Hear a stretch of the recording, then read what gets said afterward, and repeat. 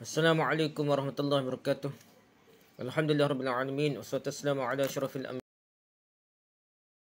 anbiya wal mursalin sayyidina Muhammad wa ala alihi washabbihi ma'in. Rabbi shrah li sadri wa yassir li amri wahlul 'uqdatam min lisani yafqahu qawli. Amma ba'du. Kita sambung kitab kita balik ni.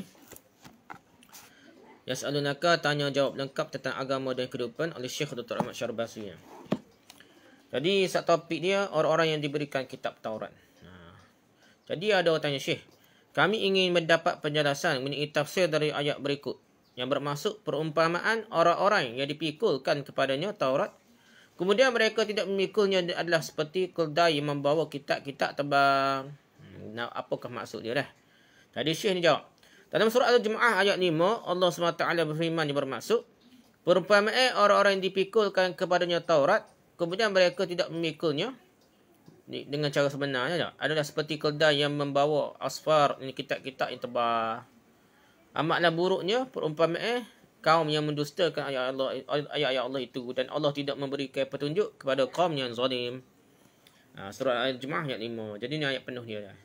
Jadi perumpamaan ni orang bawa kitab saja. Kita pun jangan syok lah beli kitab banyak tu. Kitab ni penuh, bacanya duk dah. Sekarang hak berat kali, ya hak tu lah beratnya dah.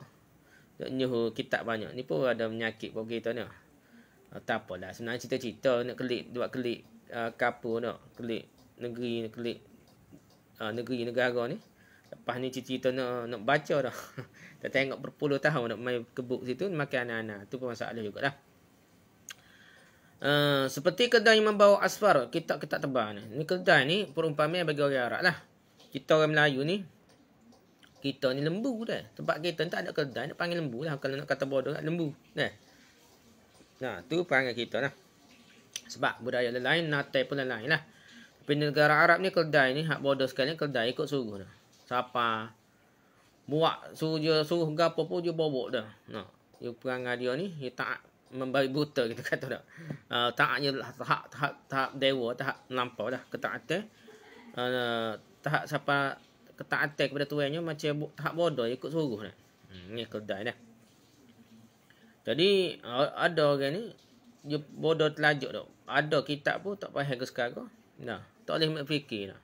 Ikut buah tak guru dia, kitab tak ada dah baca, tapi tak usah nak baca molek, tak usah faham molek. Takut sesak lah baca ni kitab dah. Gak dah beli kitab. Gak apa besar banyak main kitab beli dah. Baca tak usah, ni tak usah lah kita jadi macam perumpamaan yang disebut dalam Al-Quran. Amatlah buruk perumpamaan kaum yang mendustakan ayat Allah ni. Jadi orang tak percaya ke ayat Allah SWT. Firman Allah SWT ni tak percaya, ni penyakit dia, bahayalah dah. Okey, lepas tu Allah tidak memberi petunjuk pada orang yang zalim, orang yang tidak meletakkan sesuatu, pada tempatnya yang sepatutnya dah. Kerana taksub, kerana puak-puak dah, kerana geng aku, kurang aku. Jadi menyebabkan dia ni tidak berlaku adil dah. Tidak berlaku adil, maka dia ni tidak berdapatlah hidayah dan petunjuk dah. Dan sekali masuk neraka gitu sebabnya dia ni tidak berlaku adil lah, zalim dah. Zalim tidak letak pada tempat yang adil dah, tempat yang sepatutnya. Okay, seterusnya kita baca, Syekh ni jawab lagi dah. Ayat di atas merupakan sebuah perumpamaan yang telah Allah berikan mengenai keadaan orang-orang Yahudi. Iaitu tak kala mereka meninggalkan kitab Taurat, itulah Allah SWT turunkan atas mereka. Tinggal ni bukan tak baca saja dah. Meninggalkan suruh ada ajaran kitab Taurat pun serupa. Kalau kita buat panggil gitu pun serupa juga lah. Mereka meninggal kitab Taurat kerana kitab Taurat memuat khabar gembira mengenai akan datangnya risalah Nabi Muhammad SAW. Antara perkara besar yang diceritakan dalam kitab Taurat ialah Nabi Muhammad SAW akan diutuskan. Dan mereka pergi ke Madinah sebenarnya ni ikut Nabi Muhammad tu lah. Tapi mereka anggap mereka pergi situ, keturunan mereka lah jadi Nabi. Tengok-tengok tidak gitu. Keturunan orang Arab. Itulah mereka deki. Dan mereka deki, mereka berbuat zalim, tak ada petunjuk lah, tak ada hidayah. Seolah ayat di atas mengatakan, maksudnya sesungguhnya orang-orang yang telah Allah SWT perintahkan untuk mengamal ke kitab Taurat. Namun kemudian mereka tidak mengamalkan kitab Taurat. Maka perumpamaan mereka adalah seperti himar keldai yang membawa asfar. Jadi kitab-kitab yang tebal saja, nampak ilmu banyak, tapi tak faham ke sekarang dah. Kata asfar merupakan bentuk jamak dari kata sifr. Yang bererti kitab besar yang memberikan penjelasan yang banyak ni. Allah SWT menyerupakan mereka orang Yahudi di mana kitab Taurat ada di tengah-tengah mereka, namun mereka tidak mengamalkannya. Dengan keldai yang membawa kitab-kitab besar di punggungnya sahaja. Nak bodoh tak? Jadi adalah syekh gapo ada kata ni orang ni alim gapo. Dia kata nak tanya gapo ya putok. Bapa mengatakan ni pakai serbai je putok serbai atas keldai. Nah, ada cerita-cerita dah nak yang bunyi keldai ni. Setara mana bawa kitab besar, setara mana pun dia tak faham sekarang. Begitu juga kalau kita ni manusia, dia perangai macam keldai tak. Tidak mau faham, tidak mau beramal. Kerana perkara sentimen perkauman ke sentimen gapo, tak saya bersikap tenang nak faham molek situasi tak. Ia akan jadi melampau tak. Okey. Tidak ada manfaat dan apa yang mereka bawa itu kecuali hanya keletihan saja. Kita pun tak usah dah mengaji banyak-banyak tapi tak usah faham dah. Tak usah bersikap adil dengan ilmu kita, bersikap taksub dengan kepuasan lagi sampai bila kita jadi gitu dah. Kitab yang terdapat pada orang Yahudi tidak lain sebagai hujah atas mereka. Orang Yahudi ni jadi bala dia. Allah akan soal dan kitab tak akan soal di balik. Mung ni ada aku tapi tak baca ke, tak faham ke ataupun tak sikut ke dah. Semua tu akan disoal balik dah. Kitab tu soal balik kita di hari kiamat kalau kita tak siamat dah. Gitulah kena beringat dah. Dan orang Yahudi ni dikatakan orang alim. Orang Nasrani tu orang jahil. Orang abid, orang juru, orang lebar di sikit amal dah. Tapi kalau Yahudi ni orang alim. Tapi orang yang alim tidak beramal dengan ilmu dan ada kepentingan hawa nafsu je. Dia tolak kebenaran. Itu masalah orang. Itu dikatakan orang ghairul maghdubi alaihim waladdallin. Maghdub yang dimurkai Allah tu orang ulama tafsir soal sepakat lah tak. Maghdub tu orang Yahudi. Sebab apa dimurkai? Kerana tahu tak si ikut degil dah. Kerana taksub puak dan sebagainya lah dah. Kepentingan diri masing-masing.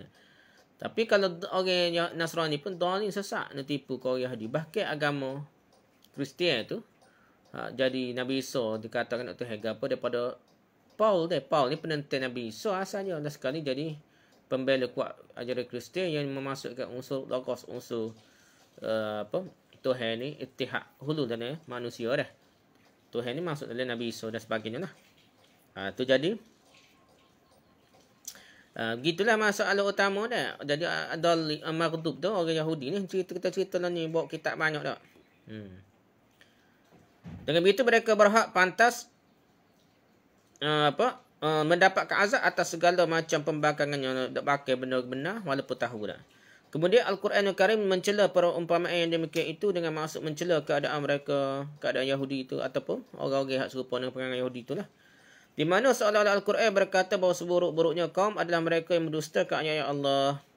Dan Allah tidak akan memberikan petunjuk kepada orang-orang yang zalim, iaitu orang yang membangkang terhadap perintah Tuhannya dan mendustakan Rasulullah SAW. Nah, gitulah.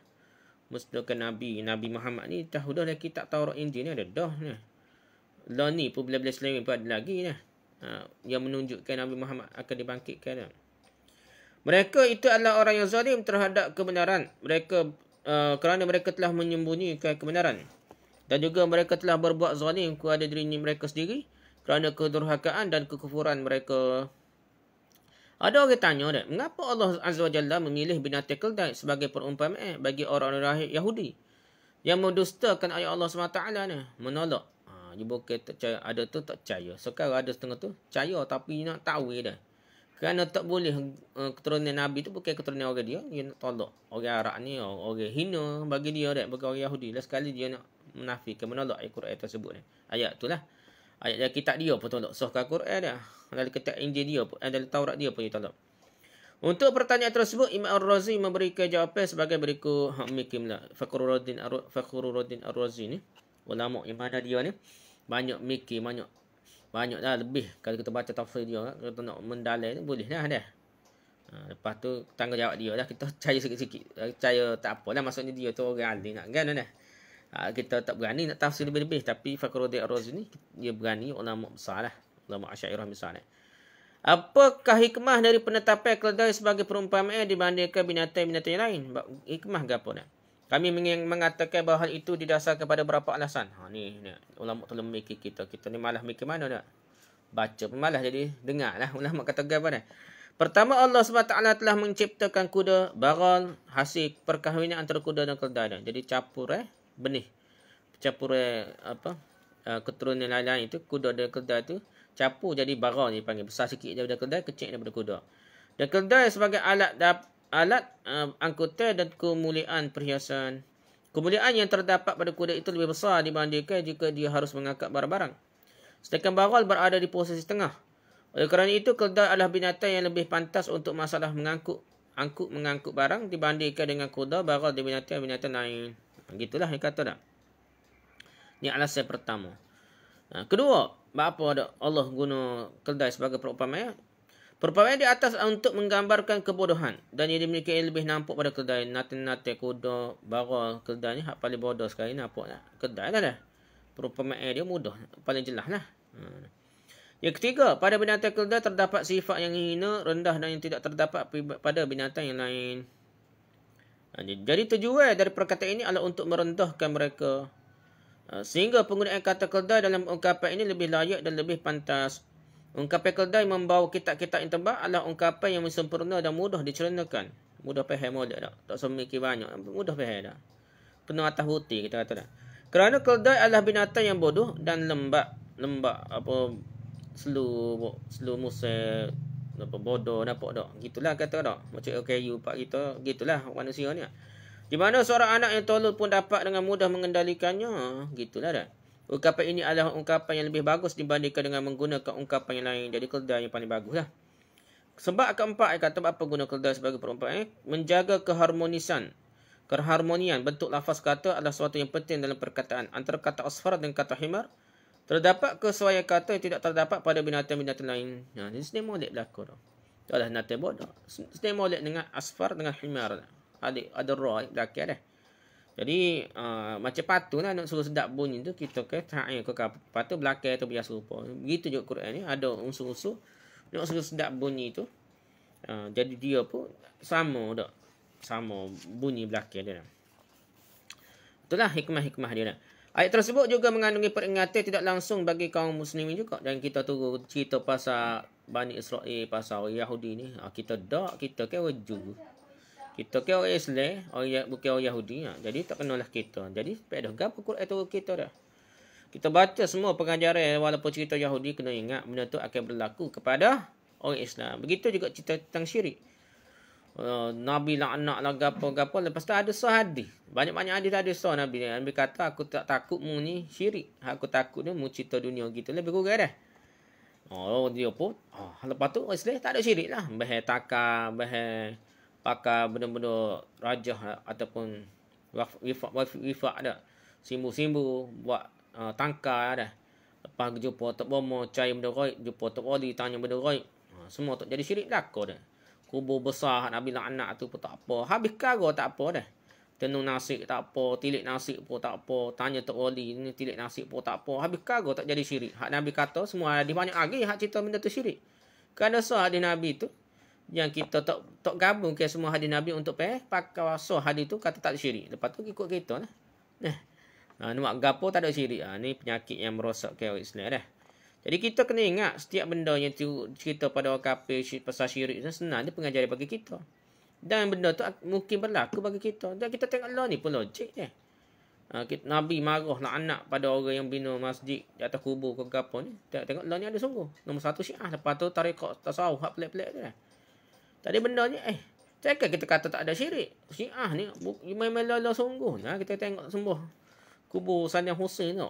Memang tak hajat, tak puja, sujud kubur. Macam mana kita kata tak syirik? Sedangkan benda tu jelas serupa dengan kafir tu. Serupa dah. Kena faham gitu ni. Jadi semua cerita tentang yang Bani Israel perangai wuduh kau Yahudi, Nasrani kau apa benda tak comel tu. Jangan kata tak kita tu orang Yahudi Nasrani. Senang tu benda tu nak tegur kita dah. Tapi cuba contohnya orang Bani Israel dulu sebab dia telah melalui pengajaran bagi kita. Jadi kita sebenarnya nak ayat kita. Walaupun cerita pasal Bani Israel nak ayat kita dah. Kena faham. Jadi supaya tidak mengabaikan Quran, kita kena ingat jangan abaikan Quran, tidak lupa untuk menjadikannya sebagai petunjuk. Jangan lupa macam orang Yahudi, orang Nasrani ni. Kita kena gunakan Quran sebagai petunjuk kita. Jangan pula kata belajar tafsir ni sesak kapi lah, takut sesak lah gapo, tak guna bahasa Arab, tak guna apa? Guna kaedah nahwu sarah dah. Memel lah nahwu sarah nak faham Quran dah. Tak guna terus, bukan tak guna, nak tahu nak faham, tak faham makna kena tahu juga nahwu sarah. Cuma ni apabila ada dah tafsir yang telah cerita direct to the point, nak bukan melalui ilmu alat yang panjang, apa kita nak cara ilmu alat nak? Nak cara tafsir nak ajar ke apa? Nahwu sarah, lambat lah ngaji tafsir gitu dah. Kita nak ambil pengajaran umum dah, pengajaran itu ada dah ulama meringkaskannya dah. Nah, tak cerita Iraq. Kalau kira Iraq ni tafsir hak Iraq Quran bahagian nahwu sarah ni Allah lah. Tafsir Zamakhsyari besar dah. Hak zaman moden ni ada pula dah. Dia Iraq sekian ayat dah. Berapa bagi atas, berapa bagi bawah ni. Allah, kita tengok 20 jilid dah. Nak mengajar tu ke apa? Pas bila kita boleh ambil pengajaran? Sedang matlamatnya bukan nak belajar bahasa Arab. Al-Quran ni matlamat dia ialah untuk ambil pengajaran, untuk kehidupan kita. Jadi biarlah orang ngajar masjid di kapu, di mana orang ngajar tafsir, ustaz-ustaz ngajar tafsir, jangan kita kata wajib ni belajar fardu ain, tak ada. Belajar tafsir ni menjadi sah, ni tak kena ya dah. Okey, lepas tu dan tidak merasa cukup hanya dengan menghafal dan membaca, jangan kita berasa padan dengan hafal dan baca saja dah. Dalam hal lain tu pada fardu ain jangan ngaji dah. Tanpa mempraktikkannya dalam kehidupan sehari-hari, pengajaran Quran tu nak praktik. Tak sih dah. Sebagai mufassir, Tok Teguh Tafsir kata bahawa perumpamaan yang terdapat pada ayat di atas juga merupakan isyarat bagi orang yang memahami makna-makna Al-Quran namun tidak mengamalkannya. Hak ni berat lagi. Hak tak tahu sekarang, tak baca, belajar belagu je rajin kan. Baca tafsir ni, tahu makna tak usah baca tak. Tak usah tengok. Tak usah belajar anak ustaz ke apa. Ni sekarang dah. Hak berat juga je kata ni. Hak orang faham makna tapi tak usah amal ni tak. Ni lagi berat sebenarnya. Oleh kerana itu, Maimun bin Mahram berkata, maksudnya, wahai ahli Al-Quran, ikutilah Al-Quran sebelum Al-Quran mengikutimu. Iaitu mengikutimu dengan penetapan azab bagimu. Dah. Jadi, wahai Al-Quran, ikutlah Al-Quran sebelum Al-Quran ikutmu. Wallahu a'lam lah, dia kata, ikut dengan penetapan azab. Tapi hak saya faham, Al-Quran, kita kena ikut ajar Al-Quran. Bukan Al-Quran ditunggang oleh orang-orang ustaz, tok guru ke apa ni, untuk kepentingan dunia dia dah. Janganlah. Cari Al-Quran kata harap dia tinggal dah. Hak mana boleh buat puas hati dia, buat hujah dia pun ambil Al-Quran tu beri dalil dah. Padahal tak jelas pun hak dia masuk, tapi tu pasal kadang-kadang kena ingat juga setengah ni dia belajar, dia panggil mu'jam mufaharus Al-Quran dah. Dia tengok Al-Quran tu, tengok dalil dah. Bagus sebenarnya kalau kita nak berhujah ataupun kita nak menguatkan satu-satu perkara. Tapi setengah tu dia ambil Al-Quran tu atas masuk dia. Sedangkan tak ada ulama tafsir pun dia dah. Walaupun dia ustaz, dia ulama dia tak tengok rujuk ke pada kitab tafsir dah atau syarah hadis. Sebagaimana hak dia faham. Dia ambil. Ada setengah tu dok. Dia tengok kitab fiqh besar, Majmu' Fatawa Ibn Taimiyah, kitab fiqh besar. Dia tak saya ambil. Dia pun ambil kitab Musnad Imam Ahmad. Musnad Imam Ahmad yang tidak tahqiq lagi dah. Ambil tu tahu sahih tak sahih, ambil, dia baca, dia apa tu, dia pun syarah tu. Dia syarah tu ikut nafsu dia. Ini ada juga penyakit gini ni. Lepas tu sepatutnya tengoklah, lebih baik dia tengok syarah ulama lalu dah. Kadang hak dia faham ni betul kau serupa ulama faham. Walaupun dia ustaz, dia bukan maksudnya ulama besar dulu dah. Gitulah kena beringat dah. Janganlah kita menunggang hak Al-Quran dan hadis sehingga lagi maksud sebenar dah. Tak usah tengok pada syarah-syarah ulama dah. Kita ni ustaz pun, kalau kita ustaz pun ilmu kita jauh lah dah. Sikit je kita ada dan tak serupa ulama dulu ngaji ya bodoh dah. Ngapa Quran 7 8 tahun 9 tahun sudah dah ngapa Quran. Lepas tu ngaji hadis, hafal hadis pun. Lepas tu baru dah belajar kaedah bahasa Arab, kaedah ke apa. Mereka terkemah ni. Jadi kita ni nak syarah ke apa, janganlah tinggal kalau boleh rujuk. Kalau tak ada tu nak gana dah. Kalau boleh rujuk dulu kata-kata ulama sebelum kita syarah tu lah. Takut lagi jauh. Kita kata takut lagi jauh. Kemudian dia membacakan firman Allah SWT bermaksud perumpamaan orang yang dipikul kepadanya Taurat. Kemudian mereka tidak memikulnya dengan sebenar-benarnya dah. Adalah seperti keldai yang membawa kitab-kitab tebal di punggungnya. Amatlah buruknya perumpamaan orang yang berdusta ke ayat Allah, tak percaya ke ayat Allah ataupun menafikan kerana kepentingan tertentu lah. Dan Allah tidak akan beri tunjuk pada orang yang zalim. Orang yang zalim, melampaui batas ni, tidak adil. orang zalim tidak adil dengan kebenaran, maka orang ni Allah tak akan beri petunjuk. Walaupun dia ni ada pangkat title tok guru ke ustaz jadi tu pasal orang Yahudi. Jangan kata edok tu orang Yahudi. Positif syirik sana ni lah. Mungkin kita ni orang Islam tak syirik kan Nabi kata. Yang ambil soal hadis. Hadis Nabi kata syirik belaka tu. Tangkar ni syirik, orang ni syirik. Tak ikhlas syirik. Nabi royak takut orang tak apa. Yang hitam di atas batu yang hitam pada malam. Okay, tahan masyriqan dan maghriban. Allah SWT berfirman yang bermaksud Tuhan kedua tempat terbit matahari dan Tuhan kedua tempat terbenamnya. Apakah dunia ini terdapat dua tempat terbit matahari dan dua tempat terbenamnya? Nak faham apa maksud dua tempat terbit matahari dan dua tempat terbenam matahari ni? Alih nu dah masyriqain ni, maghribain ni asalnya masyriqan ni, maghriban ni dah. Tapi dia masuk ke majrur jadi masyriqain ni, maghribain ni dah. Jadi apakah maksud dia ni? Syekh ni jawab. Allah SWT berfirman dalam surah Ar-Rahman ayat 17 hingga 18. Tuhan berkedua tempat terbit matahari masyriqain ni dan Tuhan kedua tempat terbenamnya maghribain. Maka nikmat Tuhan manakah yang kamu dustakan? Maksudnya dah. Jadi para mufassir Tok Guru tafsir menyebutkan berbagai pendapat seputar maksud dari perkataan dua tempat terbit matahari dan dua tempat terbenam matahari. Ada pendapat yang mengatakan bahawa dimaksudkan dengan dua tempat terbit matahari adalah tempat terbitnya matahari pada musim dingin dan tempat terbitnya matahari pada musim panas. Dia kata begitu maksud dua dah.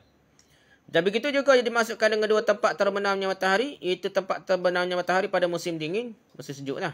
Dan tempat terbenamnya matahari pada musim panas. Itu pendapat ulama ada. Telah diriwayatkan dari Mujahid, Qatadah dan Ikrimah bahawa yang dimaksudkan dengan dua tempat terbitnya matahari ialah tempat terbitnya matahari pada musim panas dan tempat terbitnya matahari pada musim dingin. Begitu juga yang dimaksudkan dengan dua tempat terbenamnya matahari, iaitu tempat terbenamnya matahari pada musim panas dan tempat terbenamnya matahari pada musim dingin. Ikatnya musim panas, musim dingin. Ini pendapat Ikrimah. Ulama tafsir juga dah. Kita dengar pula pendapat Imam Razi dalam kitab tafsirnya tak. Jadi, dia kata apa? Mengatakan tafsir Imam Razi lah. Imam Razi dalam kitab tafsirnya mengatakan jika dikatakan apa faedahnya menyebutkan secara khusus padahal setiap hari dari ke-6 bulan yang ada matahari mempunyai tempat terbit masyriq dan tempat terbenamnya maghrib yang berbeza antara satu sama lainnya. Sebab apa sebenarnya? Tiap-tiap hari ke? Tak. Kalau kira ada terbit matahari, ada terbenam matahari, kalau tambah kita Malaysia ni tak. Tak ada 4 musim ke? Memang bergantung tengok terbit dengan tergelar sama tak? Maka kami katakan batas terendah dari matahari adalah pada musim dingin. Dan batas tertingginya ialah pada musim panas.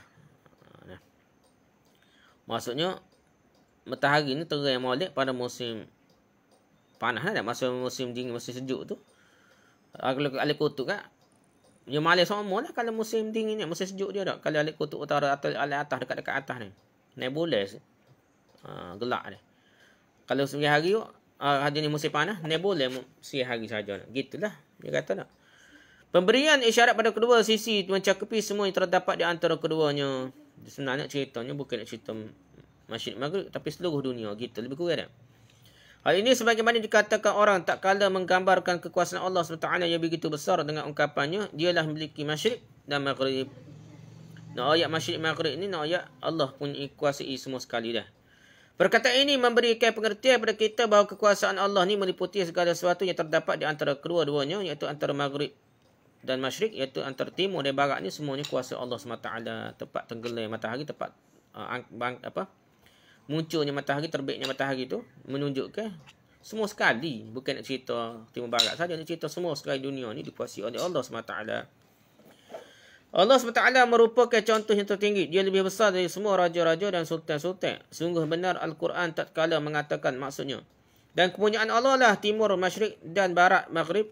Maka kemana pun kamu menghadap, di situlah wajah Allah. Sesungguhnya Allah maha luas rahmatnya lagi maha mengetahui. Surah Al-Baqarah ayat 115. Pada surah yang sama Allah SWT juga berfirman yang bermaksud dan kepunyaan Allah lah tunjuk kepada jalan lurus siapa sahaja yang dikendakinya. Surah Al-Baqarah ayat 142. Ada juga pendapat yang mengatakan Masyriqain ni dua tempat terbit matahari ni adalah tempat terbitnya bulan dan tempat terbitnya matahari. Soal lagi pendapat dah. Kita tengok Syekh Trimogga hak mana dia pilih dah. Adapun yang dimasukkan dua-dua maghrib, tempat terbenamnya matahari ialah tempat terbenamnya bulan dan tempat terbenamnya matahari. Ada juga yang mengatakan bahawa maksud dari dua masyrik adalah tempat terbitnya fajar dan tempat terbitnya mega. Adapun yang dimasukkan dengan dua maghrib ialah tempat terbenamnya fajar dan tempat terbenamnya mega. Sedangkan pendapat berikutnya mengatakan bahawa yang dimasukkan dua masyrik ialah tempat terbitnya matahari dan tempat terbitnya fajar. Sedangkan yang dimasukkan dua maghrib ialah terhilangnya mega dan terbenamnya matahari. Nah, dia maksudnya maghrib isya kali tak? Gitu kali maksudnya. Al-Alusi ni dalam kitab Tafsir Ruhul Ma'ani lah. Dia kata yang banyak dijadikan pegangan oleh kebanyakan mufassir tentang makna dari kata dua masyrik ialah tempat terbitnya matahari pada musim panas dan pada musim dingin. Dengan demikian Allah juga memelihara apa yang berada di antara kedua-duanya. Kitab Muntakhab fi Tafsir Al-Quran juga memilih pendapat di atas. Para ahli memberikan komentar mengenai masalah ini. Mereka mengatakan mungkin dimasukkan di sini ialah tempat terbitnya matahari dan tempat terbitnya bulan yang merupakan isyarat bagi datangnya malam dan siang. Tapi maksudnya isyarat malam dan siang. Di situ dah. Ayat di atas dapat juga memberi isyarat hanya kepada matahari sebagai tiang kehidupan di planet bumi ini. Sehingga yang dimasukkan ayat tersebut adalah tempat terbit dan terbenamnya matahari di musim panas dan tempat terbit dan terbenamnya matahari di musim dingin. Sebagaimana pendapat kebanyakan mufassir, tok guru tafsir. Fenomena ini kembali kepada kecenderungan poros peredaran bumi yang melinggi matahari pada ukuran sekitar 23.5 darjah. Jadi kita matahari ni menyengging. Dia menyengging ni 23.5 darjah. Jadi dia menyengging ni dia pada kuasa sini dia akan nampak cerah matahari, pada kuasa lain pula dia akan jadi dia menyengging gitu. Dia jadi apa? Dia akan ada kuasa-kuasa tu, dia akan jadi menyebabkan dia sudut juga, menyebabkan dia malam dah. Ada musim-musim hak ni akan jadi malam sama. Ada musim-musim hak ni akan jadi siang sama dak gitulah. Nah. Oleh kerana itu belahan bumi utara menghadap ke arah matahari tak kala musim panas. Pada musim panas ni mereka utara Jepun ke Rusia ke apa, dia akan jadi musim panas masa tu dah. Sehingga siang menjadi lebih panjang dan malam menjadi lebih pendek. Dan demikian terus berlangsung sehingga sampai ke daerah yang paling utara. Semua paling utara tu sepuluh gitu belakang dia. Ia akan jadi siang semua lah. Di atas juga masa musim panas dia jadi siang semua. Tak ada musim malam dia. Tapi sejuk betul lah dia di atas dia. Di mana matahari terbit dan terbenam di belahan bumi yang paling utara dari masyrik dan maghrib yang sesungguhnya. Kemudian berhenti. Dan sedikit demi sedikit kembali lagi sehingga sampai kepada tempat terbit dan tenggelam yang sesungguhnya pada musim rontok, musim luruh dah. Kemudian belahan bumi utara ini sedikit demi sedikit menjauh dari matahari dan menyebabkan panjangnya malam dan pendeknya siang hari. Matahari terus bergerak menuju ke arah bumi belahan selatan sehingga sampai ke titik yang terjauh dari belahan bumi bahagian selatan pada puncak musim dingin. Ia terbalik. Masa musim panas balik utara, ia akan jadi siang lebih lama lah. Ya, apabila ia terbalik, ia akan gerak tu ia bumi mengelilingi matahari pada waktu tertentu ni. Jadi alik bawah pula dah. Alik bawah pula ia akan jadi panas nama matahari nama. Kutub selatan ni akan jadi siang ataupun dekat-dekat kuasa dia tu akan jadi siang yang bulan dah. Lebih kurang gitulah. Siang yang bulan alik atas pula akan jadi malam yang bulan. Ia akan terbalik dah. Gitulah kalau belajar geografi ataupun sains dah. Ia akan jumpa benda gini ni.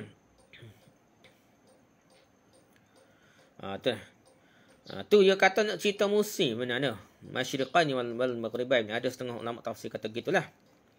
Selanjutnya sedikit demi sedikit matahari bergerak kembali ke arah belahan bumi bahagian utara sehingga sampai pada tempat terbitnya dan tempat terbenamnya sebenarnya pada musim semi bagi bumi bahagian utara dan demikian seterusnya. Cerita musim berubah lah.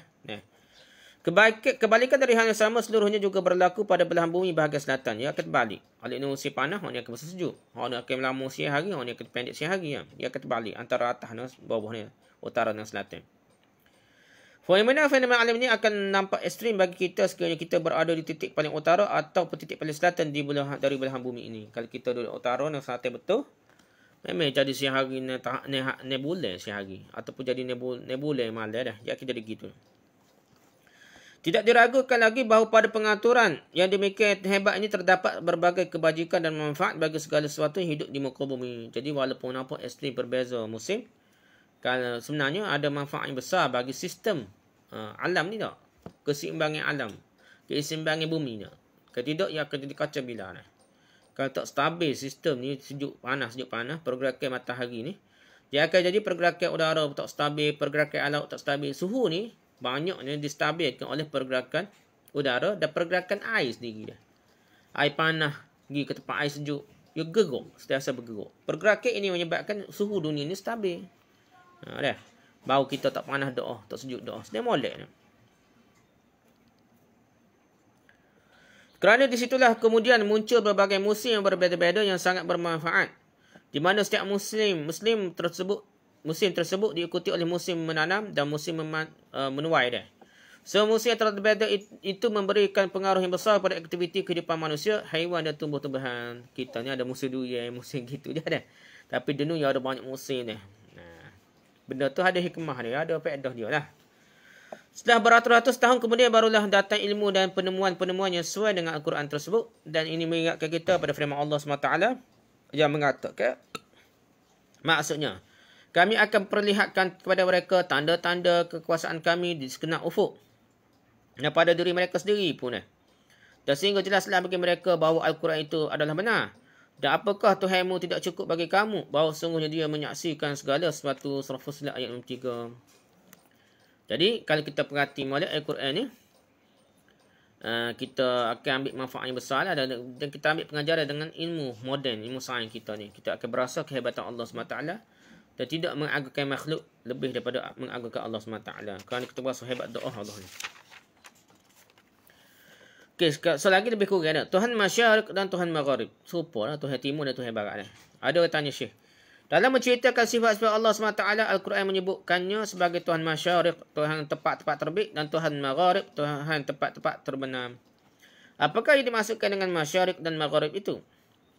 Syekh ni jawab, Allah SWT telah berfirman dalam surah Al-Saffat, sesungguhnya Tuhanmu benar-benar esa, Tuhan langit dan Tuhan bumi dan apa yang berada di antara keduanya, serta Tuhan Masyariq. Surah As-Saffat ayat 4 hingga 5. Adapun erti dari Tuhan Masyariq adalah Allah SWT itu pemilik segala sesuatu yang punya tempat-tempat terbit Masyariq. Badawi dalam tafsir Badawi mengatakan bahawa yang dimaksudkan dengan Masyariq ialah di sini ialah tempat-tempat terbitnya planet-planet atau tempat-tempat terbitnya matahari dalam setahun, iaitu kurang lebih sebanyak 360 hari. Di mana setiap harinya matahari terbit dari satu tempat dan oleh kerananya tempat terbenamnya pun berbeza-beza. Dengan begitu jumlah tempat-tempat terbenam matahari sejumlah tempat terbitnya matahari. Sehingga untuk mempersikapkan cukup dengan hanya menyebutkan tempat-tempat terbitnya matahari saja. Kerana kata terbit menunjukkan makna kemampuan dan lebih besar mendatangkan nikmat. Para ahli telah memberikan komentar mengenai kata Masyariq yang terdapat dalam Al-Quran Karim. Mereka mengatakan maksudnya Allah SWT adalah pencipta 7 langit dan segala sesuatu yang berada di antara keduanya, di antara langit dan bumi. Yang terdiri dari berbagai-bagai benda langit dan planet-planetnya. Dia juga zat yang maha kokoh yang menguasai seluruh tempat-tempat terbitnya matahari dan tempat-tempat terbitnya seluruh bintang yang lain. Dialah zat yang tiap-tiap harinya menerbitkan matahari pada ufuk yang berbeza-beza. Dia telah menetapkan suatu aturan yang berlaku pada sistem peredaran matahari, di mana bumi senantiasa beredar mengelilingi matahari dari arah timur ke arah barat sekali dalam sehari. Bagi penduduk bumi nampak bahawa setiap hari matahari dan bintang-bintang dikarenakan peredaran bumi pada porosnya terbit dari tempat yang berbeza-beza. Setiap kali bumi mengubah posisi dalam pengedarannya, maka nampak matahari terbit dari tempat-tempat yang berbeza-beza. Sekali musim ni duduk sini, lepas tu musim lain duduk nampak lari sikit lah, naik sikit lah. Jika matahari diteropong pada akhir-akhir bulan Mac, iaitu pada pertengahan musim semi, dan itu dilakukan dari belahan bumi bahagian utara, maka akan terlihat bahawa matahari terbit dari titik timur di atas ufuk. atas sikit lah. Selanjutnya setiap kali hari berlalu, maka peneropong akan menyaksikan bahawa matahari terbit pada titik yang lebih dekat dengan arah utara. Kelama-kelama tu dekat ke arah utara lah. Nak jadi musim panas lah. Pada akhir bulan Jun, matahari terlihat terbit pada titik terakhir yang dekat dengan arah utara. Kemudian gerakan matahari itu berhenti dan nampak ia mula kembali pada posisi semula dengan mengikuti rutin ya pergerakan yang tadi. Sehingga sampai pada akhir bulan September. Dia kembali balik. Dia akan jadi musim sejuk. Matahari nak akan pergi ke bawah pula. Nampak tu. Iaitu pada pertengahan musim luruh. Ketika itu matahari nampak terbit dari tempat di mana dia terbit pada pertengahan musim tadi lah. Musim apa kan? Musim bunga sebenarnya. Selanjutnya matahari nampak terus bergerak ke arah selatan. Sehingga pada akhir bulan September, matahari terlihat terbit dari titik yang lebih dekat dengan arah selatan pula. Selanjutnya matahari pun kembali ke arah utara balik. Sehingga pergerakannya berakhir pada pertengahan musim bunga tahun yang akan datang. Demikianlah seterusnya bersilih ganti benda yang sama setiap tahun. Semua peredaran tersebut memakan waktu 365.25 hari. Ini satu putaran bumi dalam mengelilingi matahari 365.25 hari lah. Bintang pun nampak mempunyai keadaan yang sama, di mana dia terbit di titik-titik yang berbeza pada ufuk timur di tengah perjalanan peredaran bumi, terutama bintang-bintang Abraj yang berjumlah 12 itu.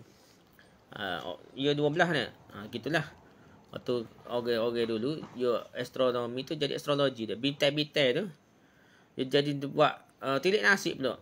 Bulan ni orang beranak bulan ni jadi gini, orang beranak bulan ni jadi gini.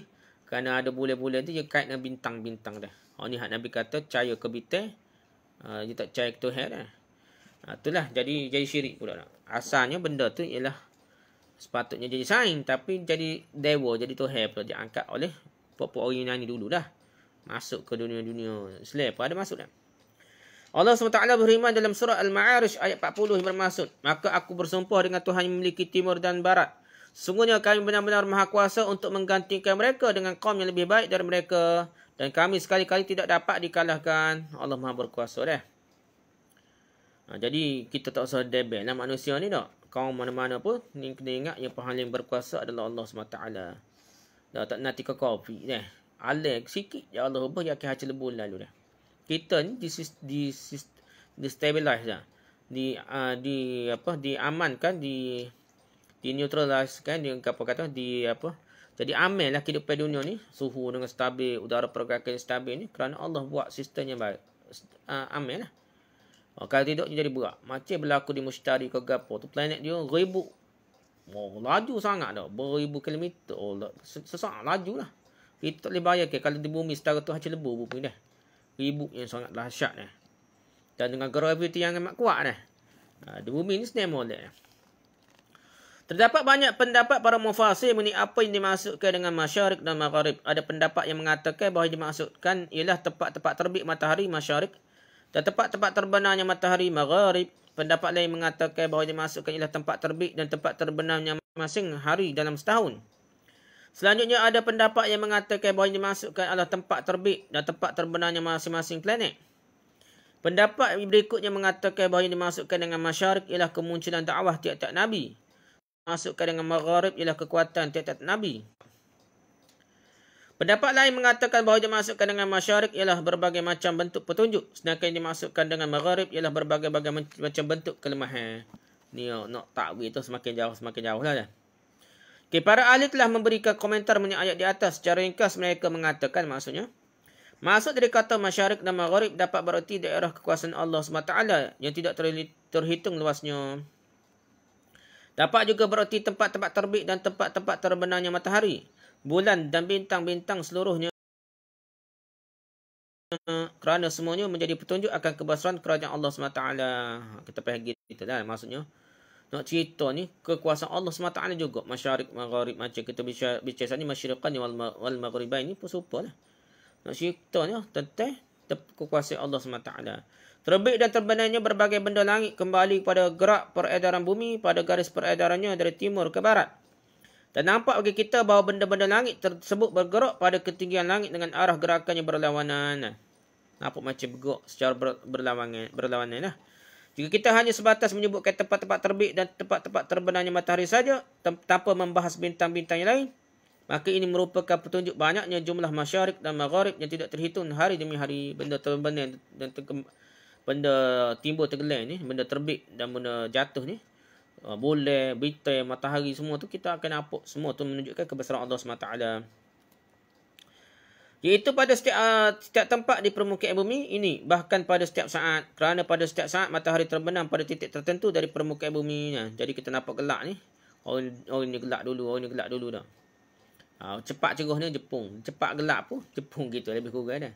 Tapi ketika bumi berpusing bulat ni, tak boleh nak kata juga. Sebelum tu, mungkin mereka dulu dah. Jadi, tak jelas lah hak mana dulu yang mana kedia kalau kira dah.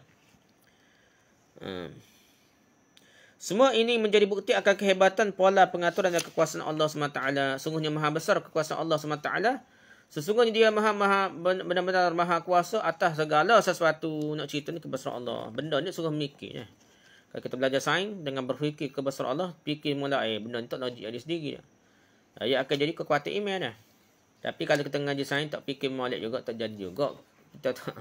Tapi kena rasa, kena fikir molek. Logik. Hebat sangat ciptaan Allah ni. Hebat sangat benda yang terjadi ni antara langit dan bumi ni. Kalau kita belajar astronomi pula dah, tentang bintang langit dah. Sebenarnya tu dia molek sebenarnya. Kalau kita tengok Quran ni, benda tu sangat-sangat baik orang Islam kuasai. Jangan biar kau putih ni. Astronomi ke apa tu, ilmu astronomi tu kita kena kaji lebih. Lain bintang sebab kita akan merasa kehebatan Allah. Kita akan merasa hebatnya alam ni kerana hebat lagi penciptanya. Barulah kita rasa kecil perut untuk buat dosa. Dan kita akan bersemangat untuk berakidah dengan akidah Islam dan untuk beramal untuk bekal esok di hari akhirat. Wallahu a'lam. Subhanakallahumma wa bihamdika asyhadu an la ilaha illa anta astaghfiruka wa atubu ilaik. Assalamualaikum warahmatullahi wabarakatuh.